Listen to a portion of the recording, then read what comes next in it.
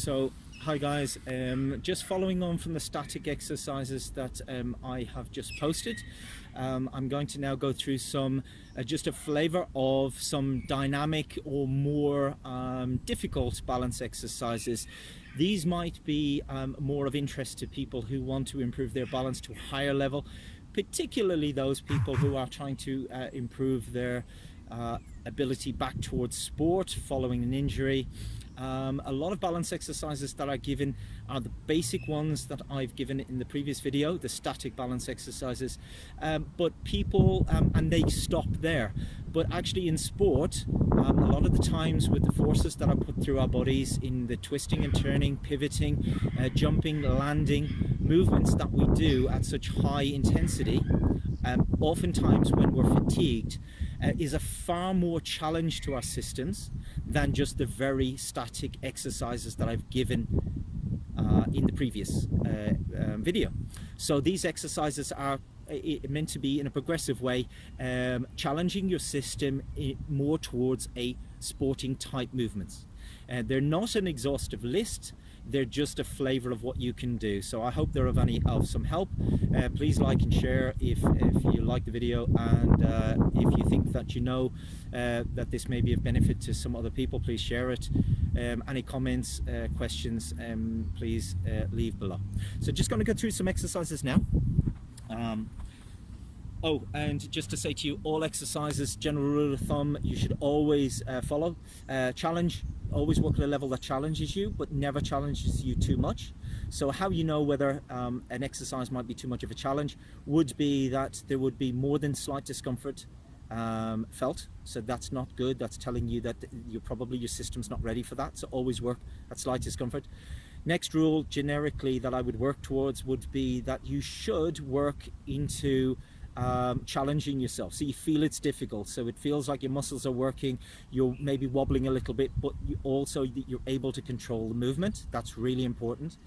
And never work to a level that you feel like your balance is challenged so much that you're falling over and you're not able to control those movements. So that would be a key indicator that you're probably doing too much and you would want to step things back.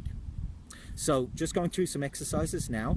So to begin with, what I would typically do generically would be to get someone to test how they are in a more dynamic way. So what I mean dynamic is while they're moving, they're challenging the balance systems while it's moving. So one thing we can do is with the 2 feet on the ground, just jumping and landing, on the spot. Jumping and landing on the spot. And that's just a little test, but also an exercise in the very early stages to get yourself used to getting those jumping and landing forces through your system, through the ankles, knees, hips and body. And how would you progress that? Obviously increase the reps and sets and increasing the intensity so that you're just getting a little bit more airborne with each repetition or set. You're just getting a little bit higher. That then can be done in lateral movements, because in sport we move in many different directions. So not only do we go forwards or up, we go to the side. So again, a very small movement, minimal height on the jump, and you're just testing how the ankle can handle not only the up-down forces but the lateral forces, and how the system can handle that. And if you want to progress that, again, you can jump higher, or you can jump further to the side, so you can make the jump a greater distance. Right, you can also go forward and back. So if I put a couple of cones down and do it sideways, so not only are you jumping forward, you're jumping backwards.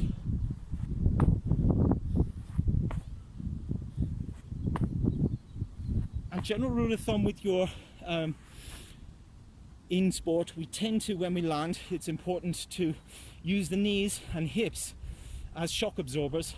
So as we land, we want to soften the knees and the hips. We don't want to land on straight hips, straight knees. It's more of a risk of injury, so it's not a great thing to do. It puts you at more risk. So when we do land, we're just sinking into it. We're bending our knees slightly to act as a little bit of a shock absorber. Okay, it's not a rigid land, it's more of a softer land, generally speaking. So that's forwards back, and obviously getting higher is more of a challenge. Okay, some basic ideas. Now that's 2 feet. Now we obviously need to do things on 1 foot, because many times in sport we're landing on one side more than the other.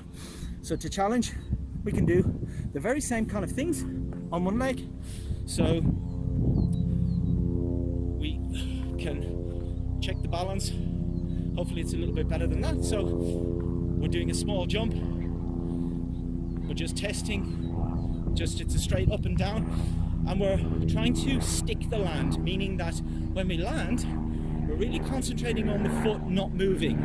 And we're trying to control the center so that our body, there's minimal wobble. Okay, we're not falling over. So just do one more of them. Progressing that in the same way that I've told you. If that's okay, there's no issues, you're able to do it in a controlled way, there's no discomfort, or maybe just slight discomfort, we can start to get a little bit higher with the jump. We can get longer with the jump.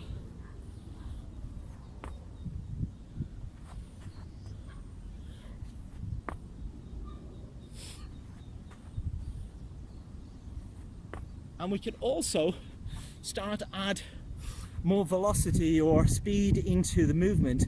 So in sport, for example, we don't always just stop and jump. We're often moving, sprinting, and then jumping at the end of that. So we can start to add that in, and it becomes more functional. So say in football, for example, footballers they might attack the ball, so they wouldn't just hopefully stand and jump up.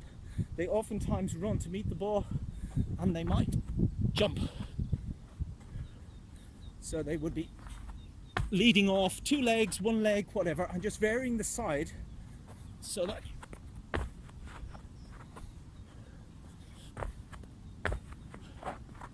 so there's a couple of ideas.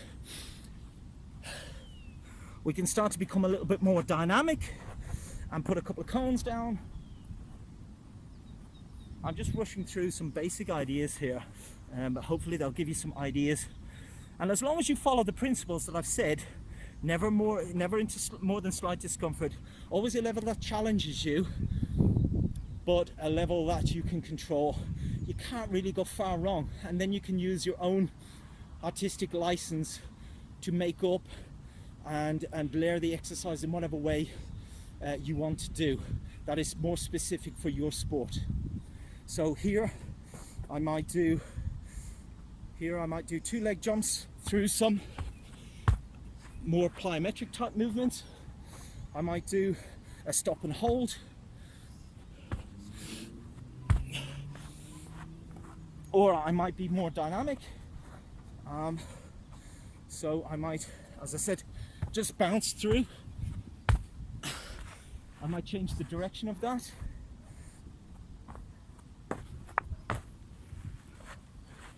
And I might lead off the opposite side, so it's important. I might do that with 1 leg.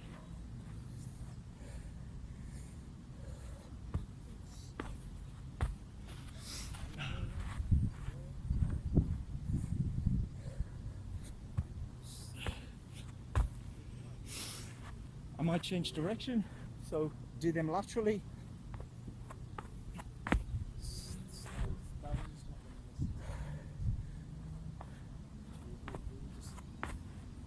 I'm testing the ankle to the outside, but also now I'm going to do the left to the inside, to stress it to the inside.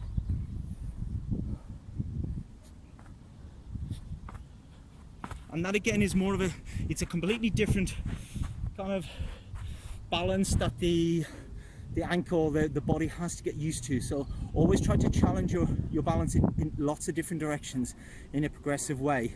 Don't just do one direction, because that's not, well, it's typically not sport. So I hope that helps. It gives you a flavor of just some basic exercises you can do that you would begin to do if you wanted to become better in your performance of balance and coordination, particularly for sport and getting back towards sport. Okay, thank you.